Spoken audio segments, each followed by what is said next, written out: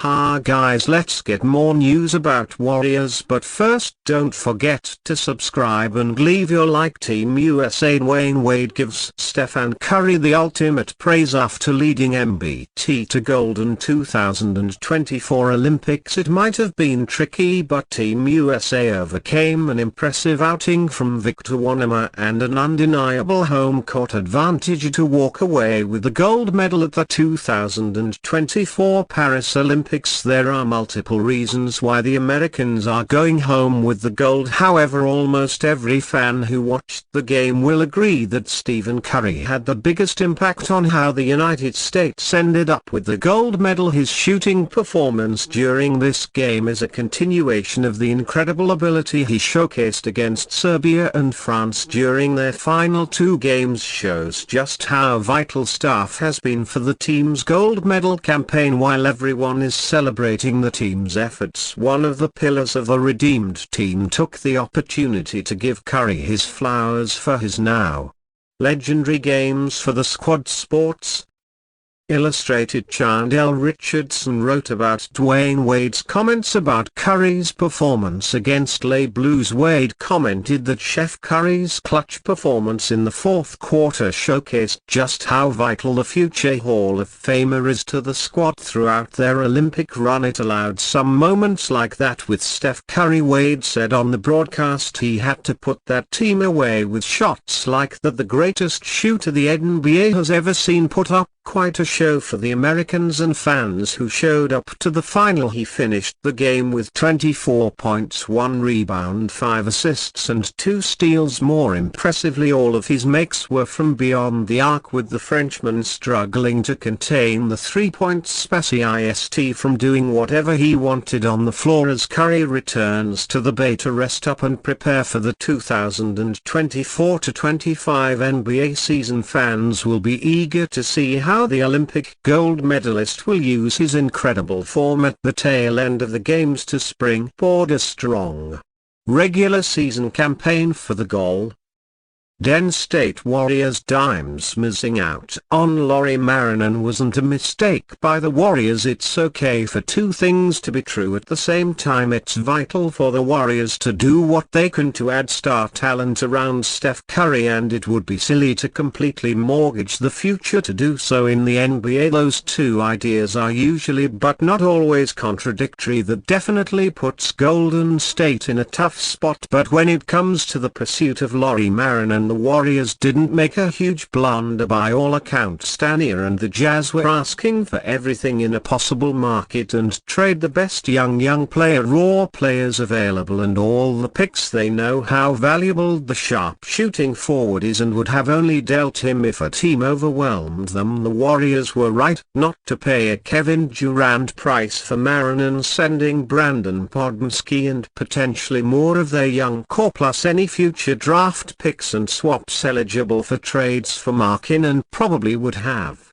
left the Warriors no better and where they started for 2024-25 and far creakier for the future. As perfect a fit as Markkanen seemed, the only way trading for him would have worked for the Warriors is if they could add him to a core of Curry, Draymond Green, Podmski and Jonathan Kuminga that was evidently a non-starter. Golden State's intentions are clear and they're correct. The Warriors made a long shot bid to get LeBron James last season, tried to acquire Paul George from the Clippers in a sign-in trade, and were in on Markkanen. They know they need to get a number 2 scoring option next to Curry pronto, but they don't have the war chest of trade assets of other teams. Far from it, which leaves the Warriors in a familiar place, having dry powder and waiting for the next opportunity of a star player to become available. And given their lack of assets compared to other franchises in the league, they'll need said disgruntled superstar to steer his way to Golden State. Given the NBA's recent history, that's not impossible.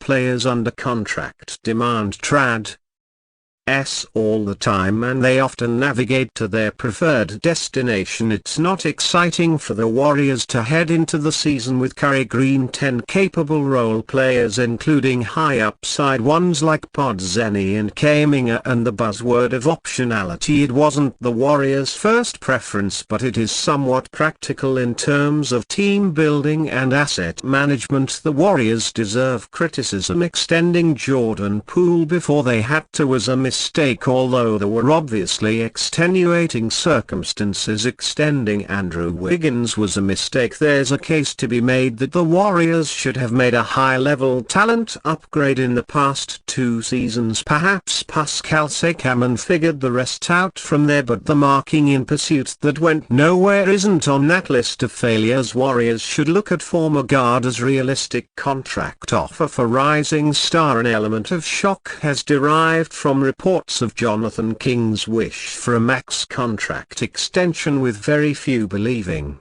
the Golden State Warriors forward has done enough to warrant a 5-year $224 million deal. Kuminga is coming off a strong second half to last season where he averaged over 18 points on excellent efficiency, yet it's still a small sample size in which to evaluate what the 21-year-old may be worth on his next contract. There's no doubt that future potential is a significant part in determining a rookie extension, but the Warriors would have liked a little more substance by this point of the young forward's career. Much of that can be blamed on themselves, with the inconsistent playing opportunity offered to him and fellow 2021 lottery pick Moses Moody having been a major storyline over the past couple of seasons. It would be highly surprising if Golden State came to the party on a max extension this off-season, leaving the likelihood that Kuminga could forego a new deal until he enters restricted free agency next year. There should be a middle ground to be found, though one that's not at the full max level but still a generous deal heavily based on Kuminga's future potential. The last time the Warriors found themselves in a rookie extension situation, they handed Jordan Poole a 4-year $128 million contract before trading him before it even begun. He was a much more proven player heading into his 4th year, having been a key part of Golden State's 2022 championship team. However, on the flip side, you could argue that Kuminga's combination of size and athleticism makes his future potential much more valuable as a multifaceted two-way presence rather than as a microwave scorer who can often struggle if his shot isn't falling. Current price $32 million annually should provide a good basis for Kuminga contract negotiations. A 5-year $160 million deal is a reasonable balance between the Warriors taking enough risk for it to prove more than worthwhile from Kuminga's perspective, while the former 7th overall pick acknowledges that he hasn't quite done enough to be worth the full max at this stage. Don't underestimate the optics of this rather than just the money, with Kuminga and Tidley believing he falls on the same level as the likes of Kay Cunningham, Evan Mobley, Scotty Barnes and Franz Wagner, who have already signed max deals this off-season. And you fan, what do you think of the situation of Jonathan Sigan? Leave your opinion in the comments.